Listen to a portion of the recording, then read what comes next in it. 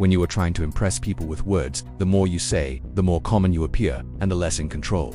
Even if you are saying something banal, it will seem original if you make it vague, open-ended, and sphinx-like. Powerful people impress and intimidate by saying less. The more you say, the more likely you are to say something foolish. Understand this. Power is in many ways a game of appearances, and when you say less than necessary, you inevitably appear greater and more powerful than you are. Your silence will make other people uncomfortable. Humans are machines of interpretation and explanation.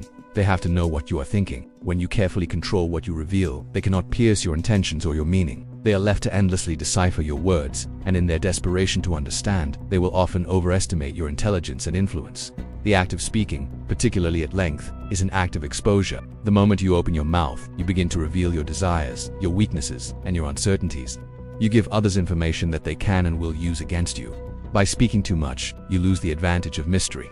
People who talk compulsively often believe they are being charming or demonstrating their knowledge, but what they truly communicate is a lack of self-control. They cannot help but fill every silence, betraying an inner need for validation. The powerful, in contrast, are masters of their own tongue. They understand that what is left unsaid is often more potent than what is articulated. Their restraint is a sign of confidence and a tool of psychological dominance. They do not rush to answer questions or defend their positions, allowing others to exhaust themselves in pointless debate while they conserve their energy and maintain their authority.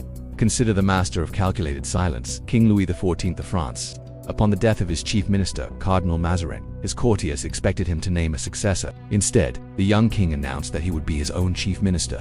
From that day forward, he governed through a policy of extreme verbal discipline. His pronouncements were brief and deliberately ambiguous. When his ministers presented their opinions, he would listen intently, often responding with a simple, "I shall see." This unnerving phrase forced them to speculate on his true intentions and compete for his favor, revealing their own ambitions and allegiances in the process.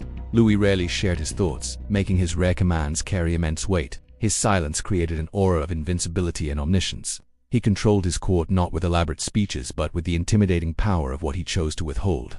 By forcing others to talk, he gathered all the information he needed to secure his absolute rule for over half a century. The logic is simple. Once the words are out, you cannot take them back. They are scattered to the winds, and you lose all control over how they are interpreted. Be particularly cautious with sarcasm and witty remarks. The momentary satisfaction you gain from saying something clever is often outweighed by the resentment it can create. The more you speak, the more you risk saying something offensive or worse, something foolish that will be remembered long after your intended meaning is forgotten. It is far more advantageous to let others speak, for in doing so, they will invariably reveal information that you can use to your advantage. Their verbal indiscretions become your strategic assets. Therefore, you must practice the art of restraint. When you speak, make your words count.